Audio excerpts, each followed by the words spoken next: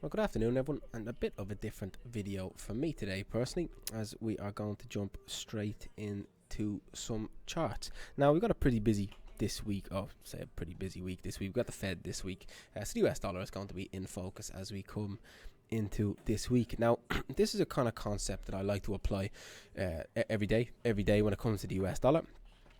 But every day when it comes to different types of currencies, if we're going to trade the US dollar, sometimes we can find some better trading opportunities across the currencies themselves. You can look at something like cable, where that's sterling against the dollar.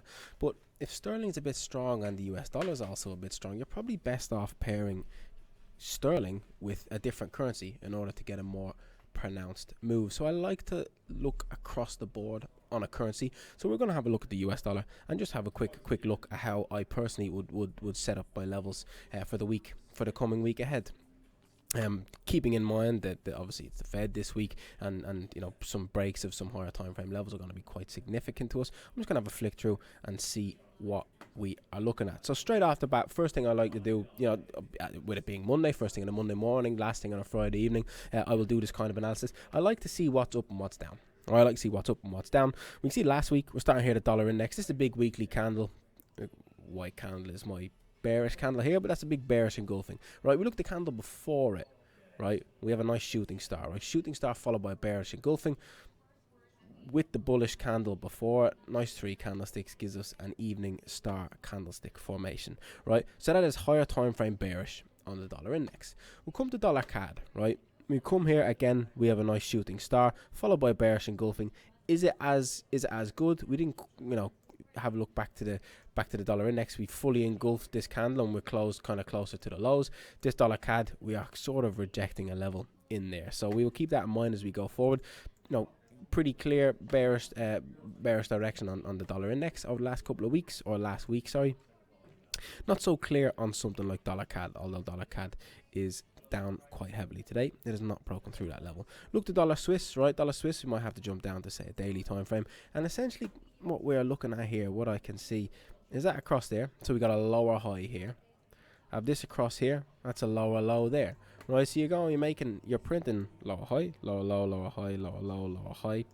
Hopefully then that to continue. Right, so we saw that last week, bearish into last week, right? And we also had a bearish candle, right? So the price action is a bit bearish. It's printing lower highs and lower lows. Some people can also choose to spin it as something like this, like an impulsive move like that, and impulsive move up through there, and then get a bit of a kind of corrective move, as we can see. Let me stick it back to like a daily time frame, something like that. Rid of that, and I think you get the picture here. Right, something like that. Some people view that as a continuation pattern. Me, I prefer to be on the side of lower lows and lower highs. So that is where I will focus my attention. We'll flick then again down towards dollar yen. Get on the weekly time frame again. Look towards dollar yen again. Trucking higher, great, but we've been met with a bearish engulfing last week. Right, so we got the dollar index, bearish engulfing. Dollar CAD, kind of a bearish engulfing, bouncing off support level, so not really the same. But dollar Swiss and dollar yen, arguably bearish momentum, all the same. We come to the euro dollar, right? Euro dollar tagged parity a couple of weeks ago. Tag parity in the form of a hammer, right? Tag parity in the form of a hammer, followed by a bullish engulfing. So again, some positivity around euro dollar.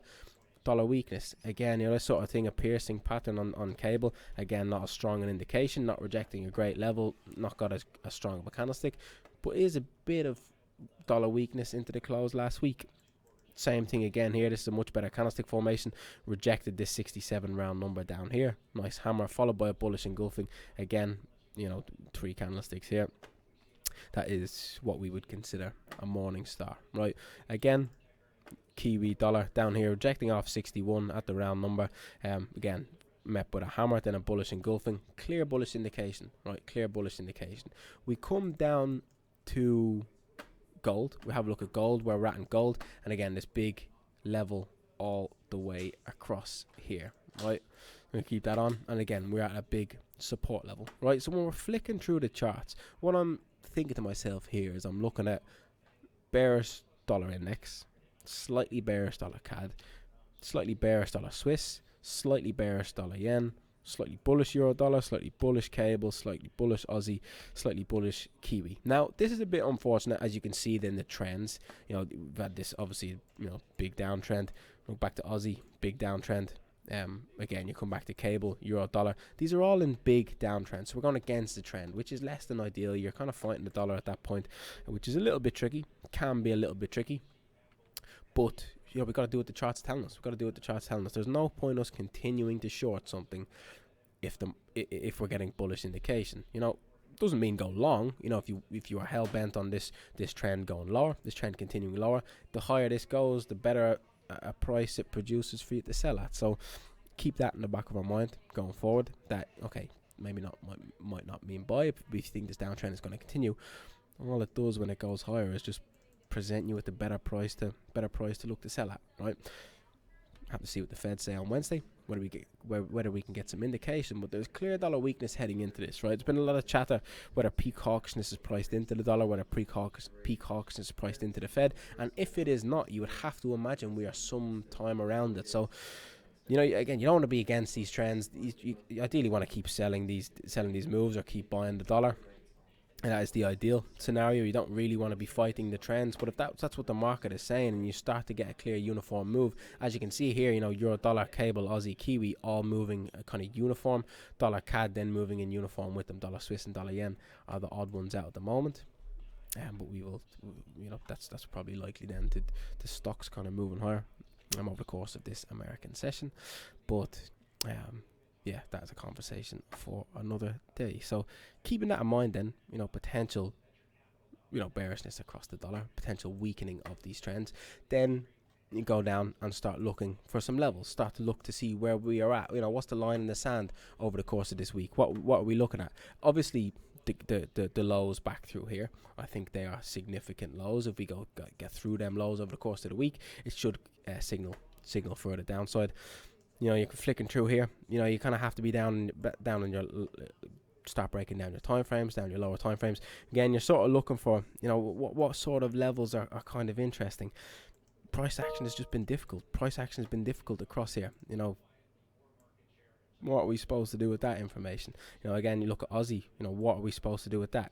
Had a little bit of upside then across here over the course of a few days as well, but again, just pretty choppy price action all around. I think looking at these time frames, the kind of levels that you're looking at, they're not the best of levels. They're absolutely not the best of levels. The sort of levels that I would be looking for are kind of levels like this, right? Look at this across dollar Swiss, so I'll be looking at something like that. I'll be looking at something like that, kind of seeing where we are at in terms of highs and lows. Coming into a Fed week, we're trapped in the middle of that kind of range. If we get a break above here, I'd look for some upside. Get a break down below here, look for some downside.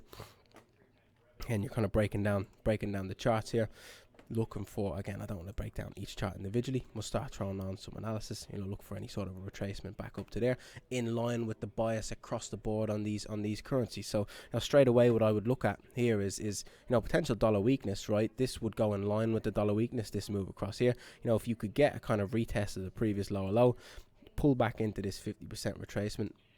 Now a lower time frame might be suitable for re-engagement to the downside to look to get back into that trend. Look at something like this, right? Look at something like this.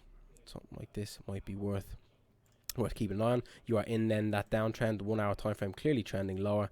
You've got a bit of a bearish flag where it could signal, further downside to come. Can you get up here, sort of tag this level back up here and then get a breakout of the flag? Again, that would be in line with the price action. Price action across all of these currency pairs looks slightly bearish.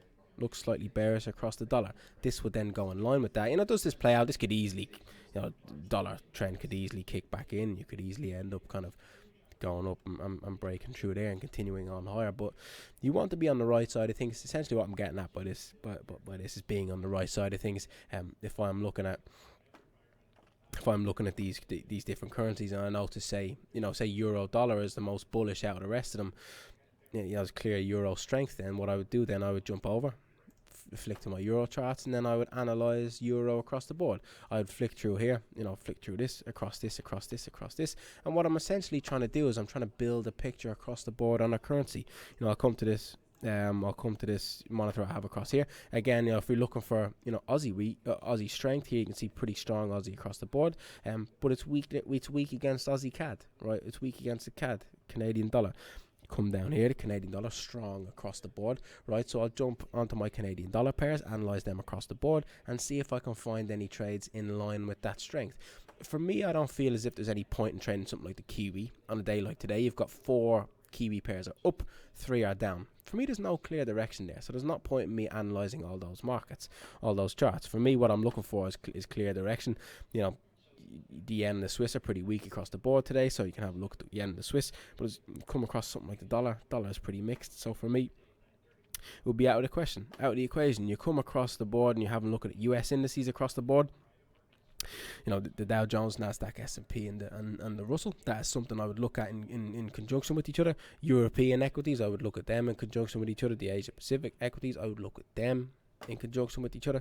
Coming down to commodities, it's wise to have a look at commodities across the board, and you can kind of piece together these assets in line with each other. Obviously you want to look at the currency in line with the currency pairs of that same currency.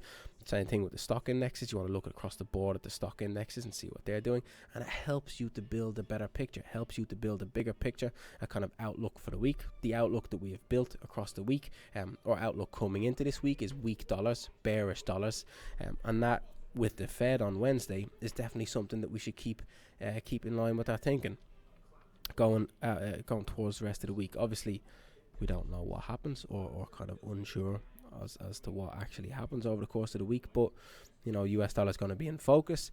The charts look pretty bearish across the dollar. Does that mean just go in and blindly sell a bunch of dollars? Nope. That means go and analyze your US dollar pairs and see if you can find any sell opportunities. For me, that increases the chances of success and helps us to trade with a lot more clarity.